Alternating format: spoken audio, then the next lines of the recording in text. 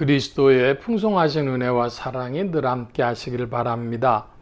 오늘 이 아침에는 에스겔 제47장 1절로 12절까지의 말씀, 생명의 삶 큐티 8월 27일자 말씀입니다. 오늘부터 제가 안경을 좀 쓰고 말씀을 보게 됐는데요. 노안이라 잘 안 보일 때가 있습니다. 그래서 이렇게 글 읽는데 실수를 하는 것보다는 차라리 안경을 쓰는 게 낫겠다 해서 조금 익숙하지 않으시겠지만은 몇 번 보시다 보면 또 익숙해지실 것이라고 생각을 합니다. 눈이 좋아 보이는 날은 안 끼고 웬만하면 안 끼고 또 좀 컨디션이 안 좋은 날은 끼고 이런 식으로 하려고 합니다. 에스겔 47장의 말씀에 보면은 그 에스겔이 본 그 비전으로 성전에 대해서 이야기를 하고 있습니다. 근데 성전에서 흘러나오는 물에 관한 그런 말씀을 하고 있는데 2절에 보면은 그가 또 나를 데리고 북문으로 나가서 바깥길로 꺾여 동쪽을 향한 바깥문에 이르시기로 본즉 물이 그 오른쪽에서 스며 나오더라 그랬습니다. 물이 스며 나온다. 성전문에서 스며 나온다 그랬습니다.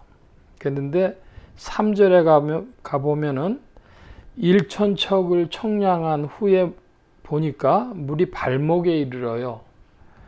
그 다음에 또 동쪽으로 나가면서 1,000척을 더 청량을 하니까 이제는 물이 무릎에 오릅니다.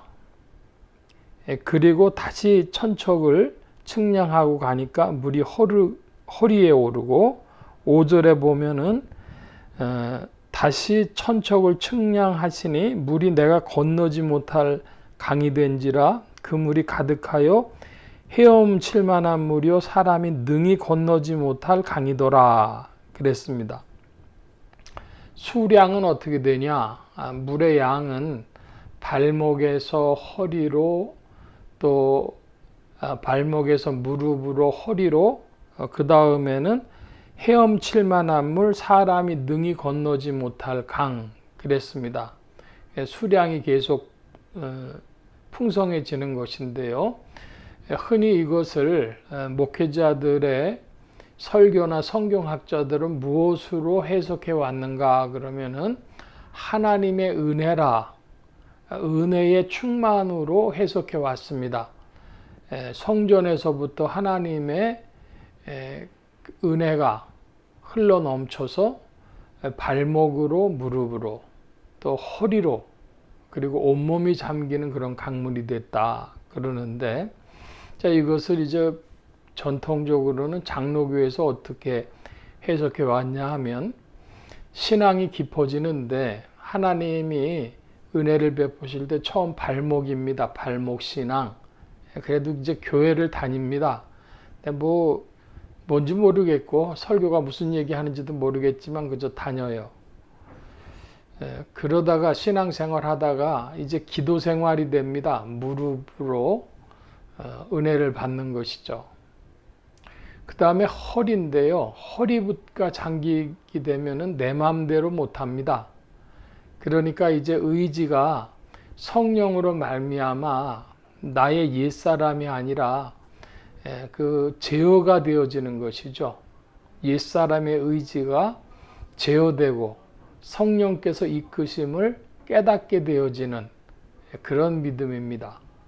그 다음으로는 온몸이 잠기는 그래서 사람이 헤엄칠 만한 물 능히 건너지 못할 강 하나님의 은혜를 따라 이끄시는 것이죠. 하나님의 경륜으로 우리를 이끄시기도 하시고 어떨 때는 도무지 우리가 생각하지 못한 어떤 일들을 이제 나타내시면서 이끌어 가시고 그렇게 되어지는 것입니다. 하나님의 은혜가 풍성하여지고 충만하여져서 우리의 생애를 온전히 이끌어 가시는 그 은혜의 충만으로 성전에서 나오는 물, 또 사람이 능히 건너지 못할 강 그랬습니다. 그런데 그 강에 7절에 보면 강 좌우편에 나무가 심이 많더라. 그리고 구절에 보면 이 강이 흐르는 각처의 모든 것이 살 것이며 그런 표현들이 나와요.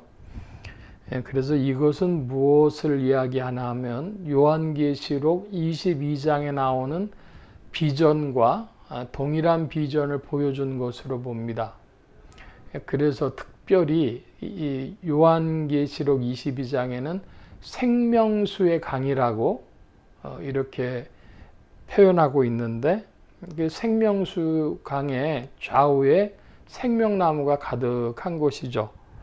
그래서 여기 지금 12절에 보면 강 좌우에는 각종 먹을 과실나무가 자라서 그 잎이 시들지 아니하며 열매가 끊이지 아니하고 달마다 새 열매를 맺히리니 그 물이 성소를 통하여 나옴이라.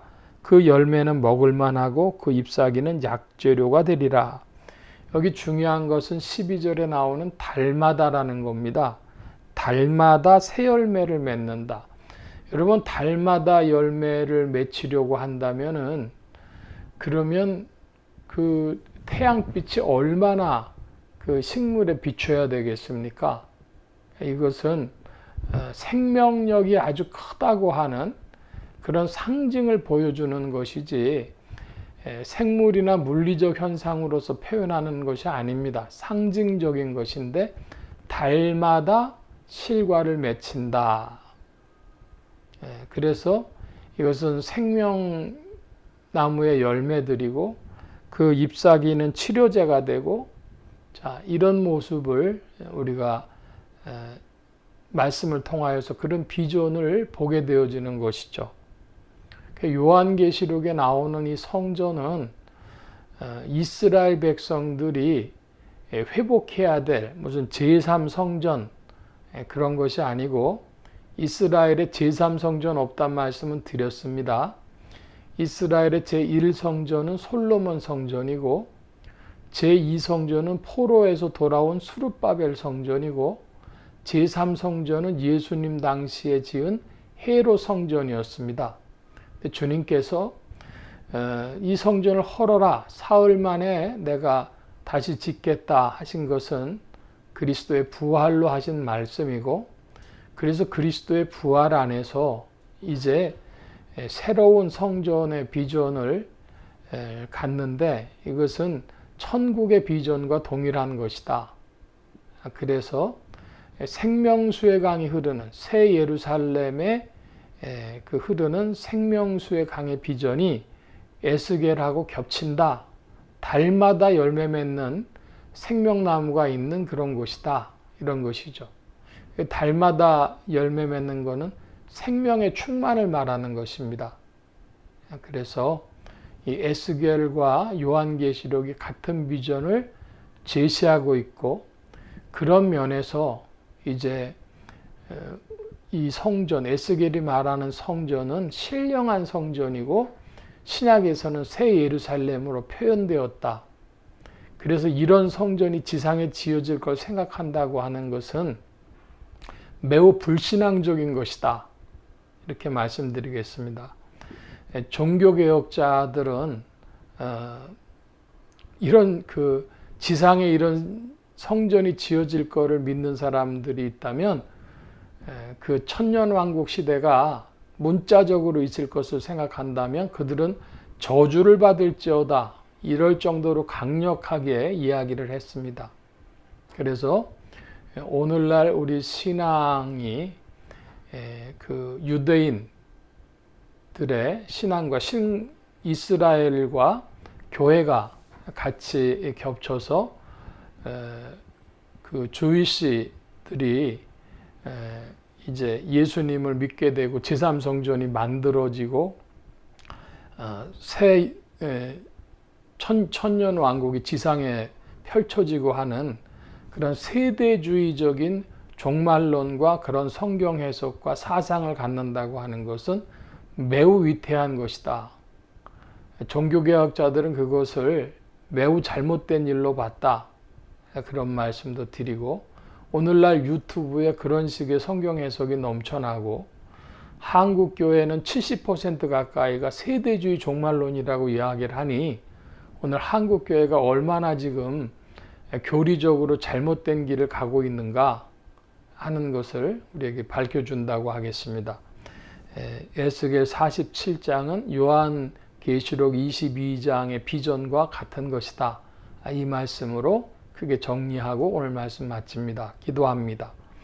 만복의 근원 되신 주님 함께해 주셔서 그리스도 예수의 밝은 빛 안에 성령의 충만으로 누려야 될 큰 기쁨과 소망이 주의 백성들에게 있게 하시고 이 은혜 가운데 새 예루살렘에 동참하는 신앙생활이 되게 하여 주옵소서.